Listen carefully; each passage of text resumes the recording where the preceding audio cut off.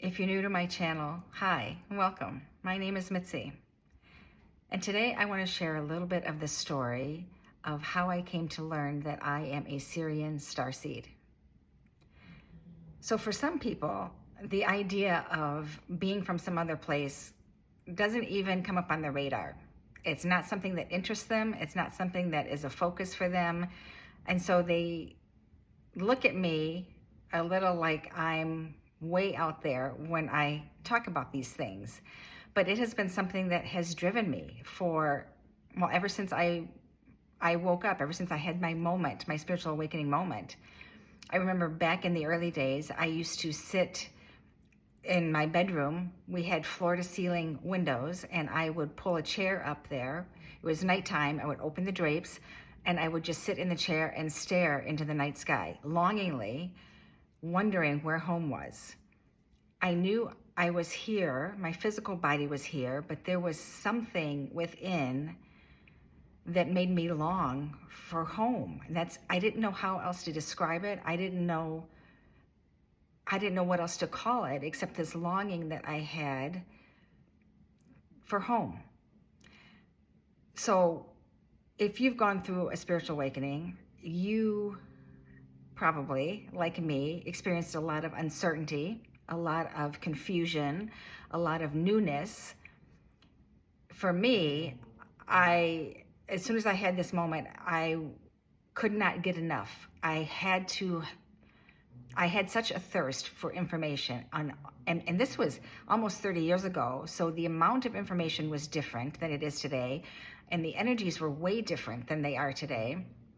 But I read as many books as I could get my hands on. I had all kinds of readings.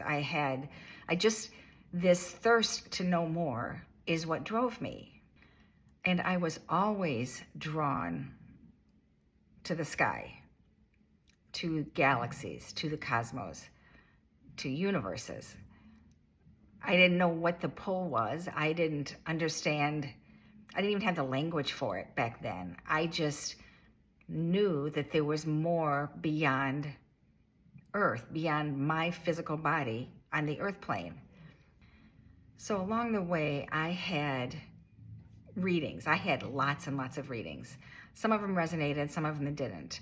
But there were two in particular that would end up being pivotal in my journey of remembering. One of them was around the idea that I was a walk-in. That was, if you haven't heard that terminology before, it's the idea where the original soul leaves the body and another soul comes in and occupies this physical vessel. One of the reasons that this happens, there could be a soul contract to do that, but one of the reasons for the incoming soul is they don't have to go through the early stages of the body developing and going through all of the emotional things that we do, the learning, the growing into an adult form. So this idea came into my awareness.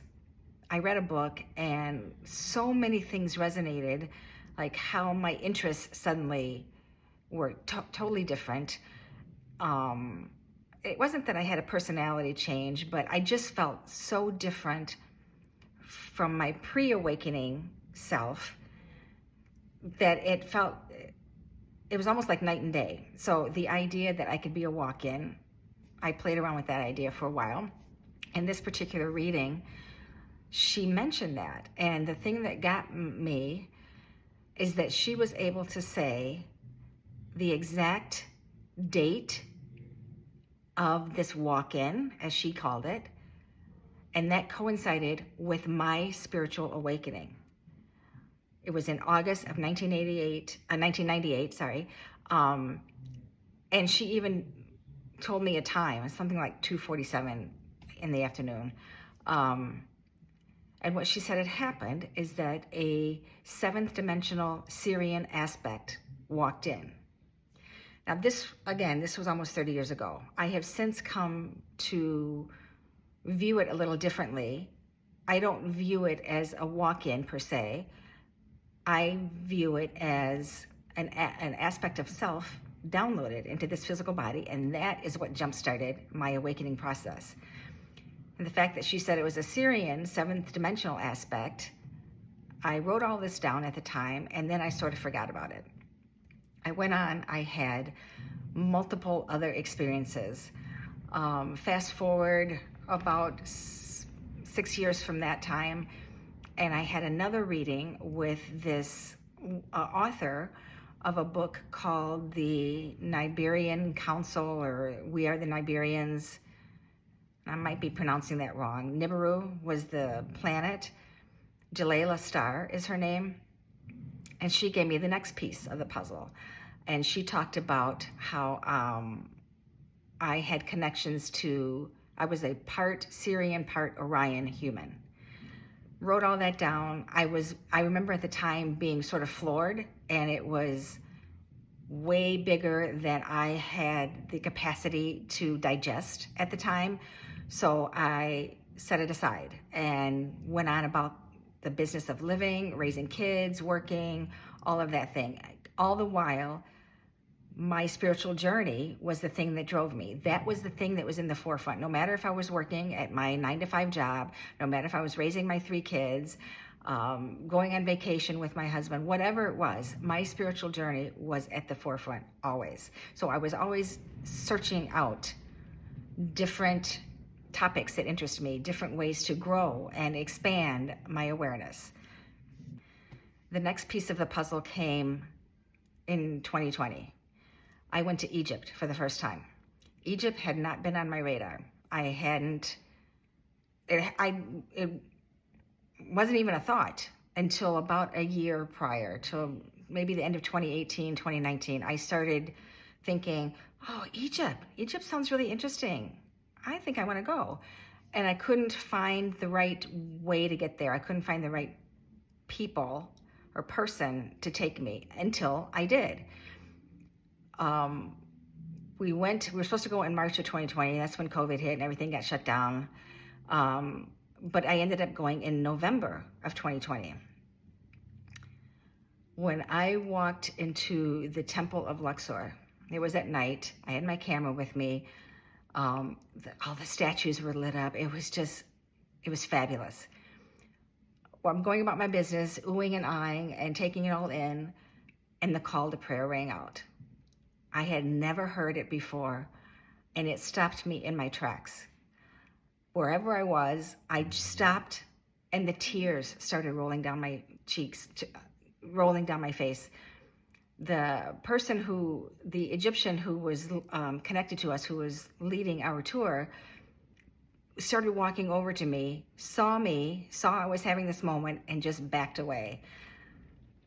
It was so magical. I can't even tell you what was happening at the time. All I knew, I felt like I'd been transported back in time, maybe. I felt like all these memories were coming up, but I was so overwhelmed, all I could do was stand there and cry. The next day or the day after, I visited Sekhmet, and I had an activation. I walked into that, and I fell into this abyss, and I was catatonic for 3 hours afterwards. The lady who was leading the tour had to help me walk out, and she was kind and, set me aside and let me start processing it. And it took 3 hours before I could talk again. I was so deeply inward, I didn't even know what was happening. It was like my thinking mind had gotten pushed out of the way, and I was in this process of remembering. So we finished the trip, and it actually took 3 years for me to integrate all of that information that I got from that 2020 visit to Egypt. And it was while I was making a video, compiling my trip, my moment in the Luxor temple with the call to prayer, that I finally made the connection. I'm putting this all together, and I'm typing captions out. And as I'm getting ready to type, I heard this soft, gentle question: are you ready? Are you ready to own it? Because I could feel my mind like extending these feelers all around Sirius. I don't know how to describe it other than, as I was putting it together, my mind was like stretching, like, okay, what do you really want to say about this? What is this really about? And this soft, gentle voice came in and said, are you ready? Are you ready to own it? And I did. And I typed in that, it was at that moment that I remembered my connection to Sirius. And every time I think about this, my whole body lights up. This act of remembering is so sacred, and it is different for each of us. We each have our own journey. We each have different things to remember. Remembering where you're from might not be part of your journey. It might not be something that lights you up, but it lights me up. And I can feel the tears coming because it was so pivotal for me to actually feel that connection, the thing that I had been longing for. It had been in my awareness for 10 years prior, but I wasn't yet ready to own it. I hadn't done enough healing work to clear this junk out of the way so that I could actually own this. So this moment when I could claim it was just magical. It was magical. And it's almost like this is the anchor that I have been looking for, the piece that I needed to answer that question, so now I can step fully in doing the things that I came here to do. I've been doing those all along, but this piece was always there. And it's like, coming home. Now that I have this answer, now that it has landed, it's freed up all this energy that I was devoting to that, not actually aware that I was devoting to it. And it felt good that I was devoting to it because it was driving me. I needed to find this answer. And now that it's here, okay, it's like, what's next? Now we can move on.